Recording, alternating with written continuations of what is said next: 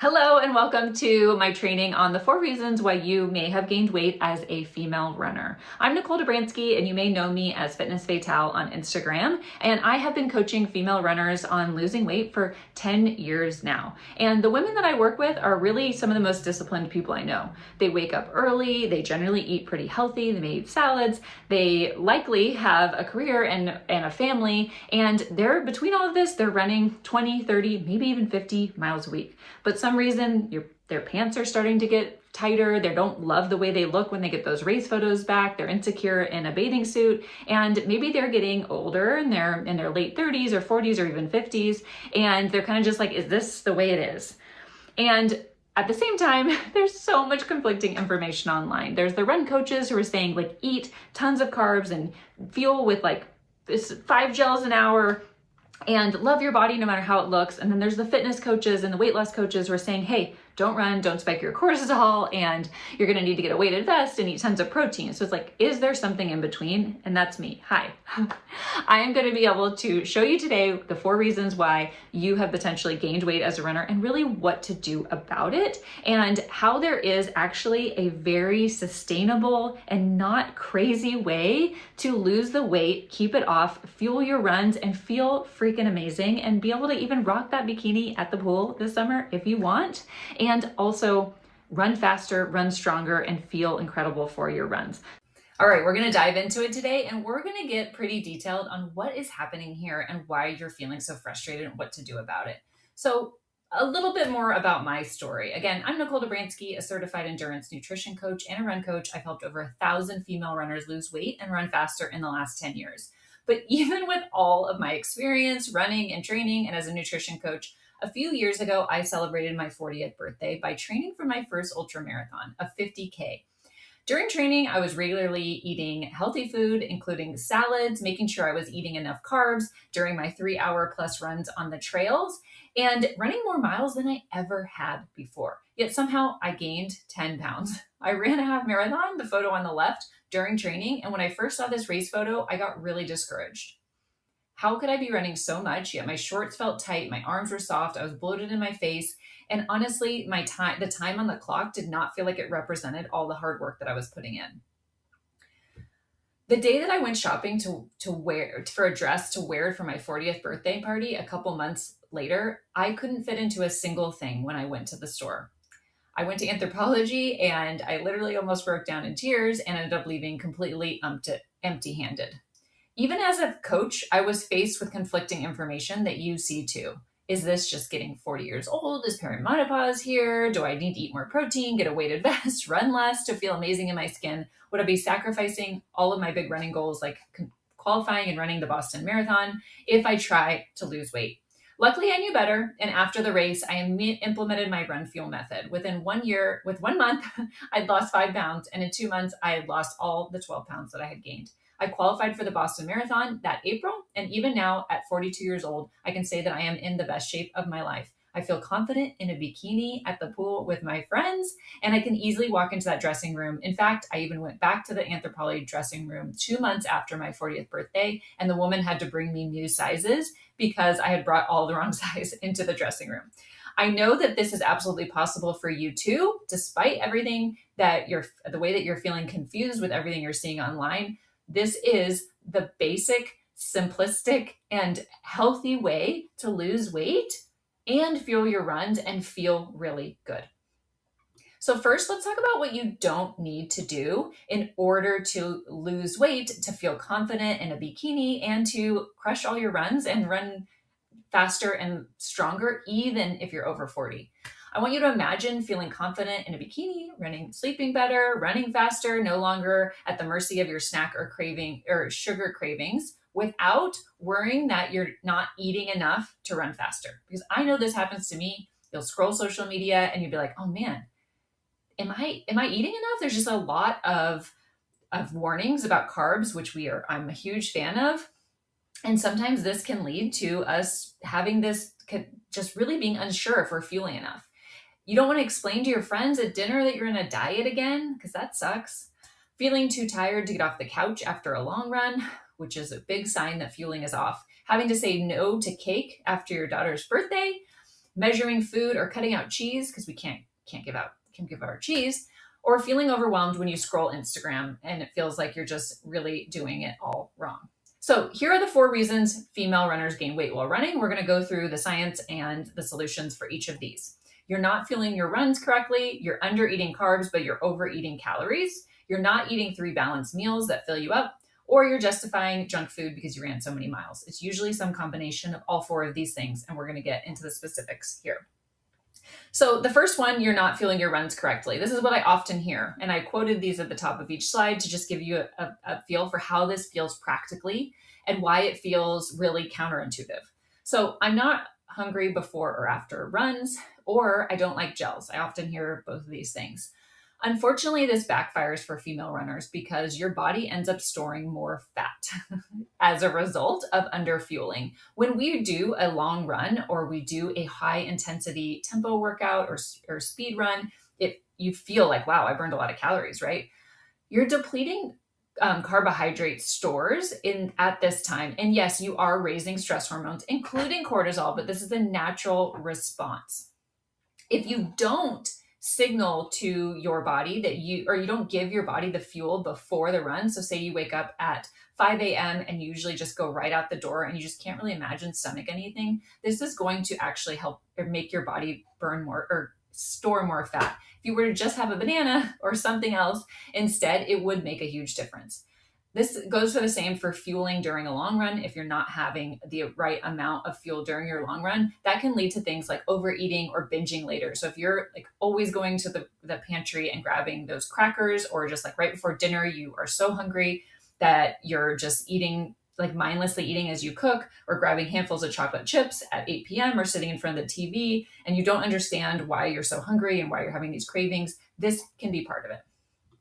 So the solution here is carbohydrate timing. So in my RunFuel program, we eat the appropriate carbs at the right times, and you're actually going to be eating more. So in RunFuel, I teach you what to eat, how much to eat before, during, and after runs, and it won't cause weight gain. It's actually going to reduce cravings and improve the way you feel on your runs. You're going to have more energy. You're going to feel like your legs are lighter. They're not as heavy, and you're going to feel more fresh on Monday after that long run. You're going to learn how to adjust the length of your run and how much, or learn how to adjust how much fuel you're taking based on how big of a run you have. Because if you're going for a 7-mile run versus a 14-mile run, what you eat before and during will change. Adding carb, you're going to add carbs slowly so that your hunger and digestion adjust. So I'm not just going to throw a bunch of carbs at you all at once. So this example here is B, who is the initial for her first name, and she is a menopausal runner. And at the start of RunFuel, she said that she admitted she was not having any food before her runs. Once we started working on her fueling, her waist measurement went down for 2 inches, and this is just 6 weeks in.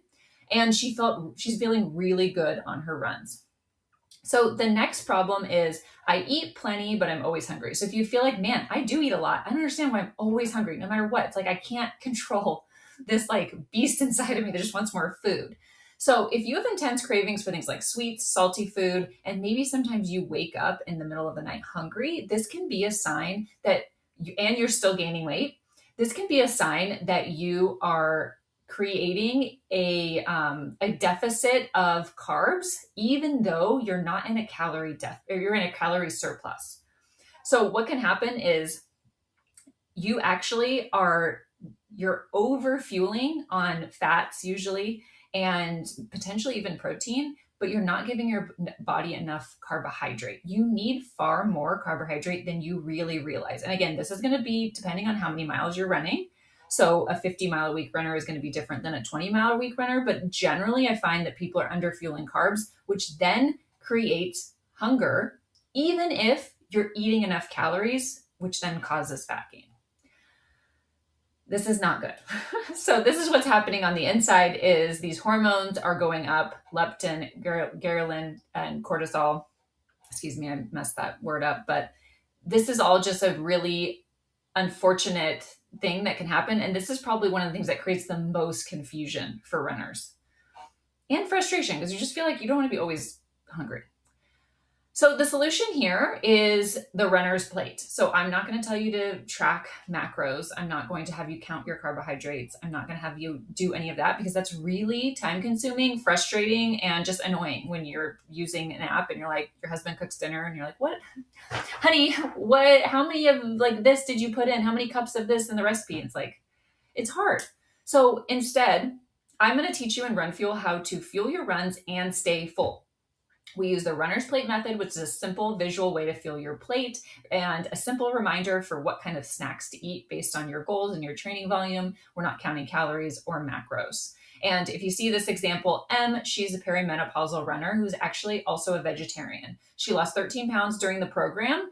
And she, before the program, said that she often was feeling a lot of hunger, stress, and sometimes just had that like, screw it, I'll eat whatever feeling. She reported, despite including losing those 13 pounds, is that she feels like she has a solid plan and she's not crazy hungry in the afternoon. And when she is hungry, she feels confident making the right choice with her snacks. So this is huge. The next one is, I eat pretty healthy, but I'm very busy. These are the kind of women that I see all the time who are high achievers. They have children, they're in a career where maybe they're going between meetings and they just don't really have a lot of time to eat a proper meal, largely for lunch, but sometimes breakfast too, which is on the go and not really sitting down. Again, this is going to work within your lifestyle, but we need proper meals. So this is the type of person, you're grabbing that protein bar or an apple for lunch or just grabbing a handful of crackers, and you can be really good all week, but then on the weekends, things just fall apart and you end up overeating, ordering the pizza, having 4 slices, eating a sleeve of Girl Scout cookies on Saturday night. So kind of what's happening here is without those real meals, you're most likely lacking in fiber and protein, which are 2 of the most important things that you're going to need if you especially are a perimenopausal or over the age of 35. You're going to lose muscle this way because as you're running a lot and you're not fueling your body with these nutrients, and if your hormones are working against you as you get older, you're actually going to be using muscle. And when you have less muscle, you burn less calories, then you build more fat. So this is where we can get that like kind of skinny fat feeling, or just like feeling like we have that flat runner's butt. And it just kind of sucks. And also the way that if you eat proper amount of fiber in particular and protein, it's actually going to manage, if you do have perimenopausal symptoms, it'll manage that. So the solution I have here is my 5S meal planning system, which I am a huge fan of because it absolutely saves my life. I actually sat down to record this video I got out of a coaching call because part of my RunFuel program, I do coach female runners. We have a call where I will look through what you're eating, give you tweaks, and create insights. And I finished that call, it went over, and I came and I was like, oh my God, what am I going to eat for lunch? I felt so busy. I knew I had this on my calendar to record, but I had this amazing soup that I had made last night in the fridge, and it was really filling, and I knew what to put on the side of it to help, what to eat with it to achieve my goals. It was so easy to cook and so delicious. And this is an example of what I provide in RunFuel, which is these really healthy recipes that are either simple dinners that you can easily make for your family that'll work for everyone, or these other meals that they're soups or grain salads or curries, or just food that you can make it once and it creates multiple meals. The enchilada quinoa is one of everyone's like a massive hit because you make it in the crock pot and it literally creates 4 different meals for you. And it's really delicious too. I'm really big on flavors. I like the simple dinners we can make fairly plain, but I'm all about making food that you enjoy. These meals are all very gut health friendly, meaning that they have a lot of fiber, they're whole foods. They rely on some really delicious flavors, and they're going to give you a lot of energy and make you feel really good. Also within the RunFuel program, we have weekly reminders in the group where I encourage you to meal plan, to look ahead, to think about what you're going to do this weekend, and accountability check-ins so that you actually do what you said you were going to do. Because we all can start the week with the best intentions of like, oh, I'm going to meal plan, I'm going to eat healthy. And then by Thursday or Friday, it's unraveling, right? And on Fridays, we do our fridge check where I remind you, what do you have in the fridge? What's going on this weekend? And just having that mental cue can make a huge difference. So this example here of M, she's a mom of 3. And at the start, she was like, I'm a teacher, life is full. She'll skip a meal because she didn't plan well. And after 8 weeks, she said she was feeling excellent in her clothes, feeling better on runs. Her whole family was eating better. She lost 5 pounds, and she admitted that she was previously a yo-yo dieter. She had done new Weight Watchers, but she was always hungry. and they weren't designed for runners. And that's exactly what we create here in RunFuel. So I hope that gives you some encouragement. All right, the last one is, and let's be honest, this is the one no one wants to talk about. If I ran for 2 hours, I deserve a treat. If you run 12 miles, you've run during that 50 heat. I ran a marathon in training, and you better believe we went to Chick-fil-A on the way on the way home, because I feel like I deserved it and I was hungry. And again, when you're not fueling properly during the run, you're more likely to really want that stuff after the run too. So this all really does work together. But if you often refuel with, through a drive-through, or you get a croissant sandwich or sugary latte, or you regularly drink alcohol on Saturday nights or soda, you eat pizza, burgers, cookies, all those things after long, hard runs, and you're like, it's fine. I mean, I ran all these miles. It's totally fine. First, I want to say, it is okay to have treats on occasion, and part of my RunFuel program includes what I call smiles, which are those foods that make you smile. So like in this example, in the picture, I have my glass of wine because it made me smile that day. I'm not going to tell you to give up all your foods forever. We are going to reduce them, but they're always allowed each week. You're allowed to have those favorite things so that this fits into your life. And this is something that you can do forever. So what's kind of happening here is that running has become a way to offset your poor eating habits. And unfortunately, these inflammatory foods are really not doing you any favors, not only with the way that the weight is coming on, because especially if you underfueled your run earlier in the day, your body is going to use that extra calories straight to fat. But it creates larger hormonal swings when you are older. So as we get older, the type of foods that we eat, including inflammatory foods, makes such a big difference. And it's going to make a huge difference on your running performance, your energy levels, your mood swings, the way you feel, and everything when you're eating a very solid, great diet. And you're thinking the solution is that you're eating to run, not running to eat. So how are we fueling? What are the foods that we put in our body? There's a lot of education in my program. What are they doing to actually promote your recovery, promote your performance, promote all of these other things? Because at the end of the day, the number on the scale is not as important as how you actually feel. And if you feel motivated and excited by the process. And I don't want you to just go and do something and restrict yourself for the sake of a number on the scale. And that just feels crappy. So when you learn why you're choosing a vegetable instead of adding bacon to your whatever onto your sandwich, you're going to feel so much more empowered and excited by your decision and far more motivated to keep it up. So there is a lot of mindset work in my program, consistent reminders, trainings, discussions on emotional eating, and you're going to learn to eat your favorite treats and not feel guilt. Because I know that I used to feel guilt when I would overindulge. And for my own, like if we want to get very on the long term, I struggled with, my weight even starting in 6th grade. And throughout high school, college, I went through cycles of dieting and restricting and disordered eating. And now I have such a better relationship with food, and I'm really passionate about helping other women also overcome those emotional eating patterns. Instead of coming home from a holiday feeling like bloated and like you have gas and you're like, I don't want to roll down the window because I don't want my husband's like TMI, but like these are the kind of things when I would overeat that would happen. And now I feel so much more in control. I feel so much better. I have energy. I can wake up the day after Christmas and go for a run because I'm not feeling gross and hungover and bloated from all of the overindulging. So Kay, postmenopausal Ironman triathlete, admitted that she eats mostly well, but she was snacking, a lot of snacking. She loves Diet Coke. She also told me she really likes candy. And so after the program, again, she was training for an Ironman during this. So we were very conservative with her caloric deficit. But she sent me this message that she went to the doctor and stepped on the scale fully clothed and was down 7 pounds. And she was just like doing a happy dance. She was so excited. All right, one last quick testimonial from Rebecca about how this actually works. And a different example is Rebecca didn't have a ton of weight to lose, but she was already running 5 days a week. She was strength training. She wanted to lose that final 10 pounds. And she did lose 8 pounds in the first 8 weeks. Then she sent me this message saying that she had improved her half marathon time from the prior year by 25 minutes. And that because she had a history of disordered eating, she was hesitant to even attempt to lose that final 10 pounds. But she said this was she's learned to lose weight in a healthy way. And like she said here, she really enjoyed the knowledge that she learned along the way because it really motivated her to keep it going. So the RunFuel weight loss program, I'm going to tell you a little bit about it because I absolutely believe that it would truly help you with your, not only lose that weight, but learn how to fuel your runs and feel really empowered by the whole process. And like you have the knowledge to keep it off and stay motivated to keep doing this for years to come and improve your running. So it codes my 4-step weight loss for runners process. You know what to do and why to do it. So this is a self-paced course within my app on the Mighty Network.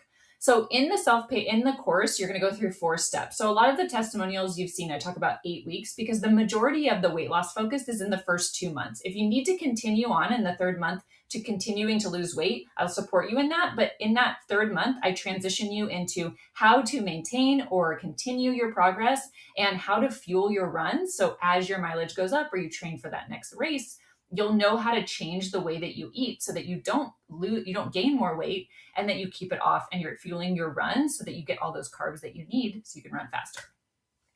Again, this includes my 5S planning strategy resources, a performance fueling guide so you know what to eat. We have recipe ideas, and there's a community involved too. So you're going to get check-ins from me or one of my assistant coach that's going to allow you to troubleshoot if needed. Each week you have an accountability tracker or check-in you'll fill out. We look over those. We see if there's any things that need to be addressed. If you ask for coaching, we will send you a private message and we will go back and forth. You can even send us a picture of like your food journal or what you ate that day and we can troubleshoot. And we do coaching calls where we go over those as well. So this is not just like, here's a program, go do it. This is really helping you understand how to eat strategically, why you're doing it so that you want to keep it up. You're getting one-on-one custom feedback when needed, but you're also part of this community and this group where everyone's doing it together. And it just really makes the whole process a lot more enjoyable and a lot more motivating. So if you're ready, sign up today and you're immediately getting access to your step-by-step plan to lose weight as a runner. And you're going to start identifying where you're going wrong. So that's step 1. So you're not going to have to immediately give up all your favorite foods or change everything tomorrow because I give you a bit of a prep week and some time to do some analysis. So if you sign up today, you can plan to start making changes within the next week. By 1 week, you're going to feel stronger on your runs and your stomach is going to be more flat because of the way that you have changed the quality of the food that you're eating. Within 2 months, you're going to have lost 8 to 20 pounds. And in 3 months, you'll have a plan to keep it off and fuel your training. So at the finish line of your next race, you're going to be proud of your effort, but you're going to be excited to get your race photos back. And when you go to the pool this summer with your girlfriends, you're going to be like, I got a new bikini and I look amazing in it. And I'm going to start training for my next race. You can have both. You don't have to have aesthetic goals and separate your performance goals. You really can have both. And you just have to learn how to fuel your body in a way that is sustainable and that allows you to thrive. And I would absolutely love to be part of that. So if you're ready to join RunFuel, just make sure you get signed up as soon as possible. And if you have any questions, you can reach out to me at info@fitnessfatale.com. But I am just so excited to potentially help you on this next journey, and I will hopefully see you on the inside.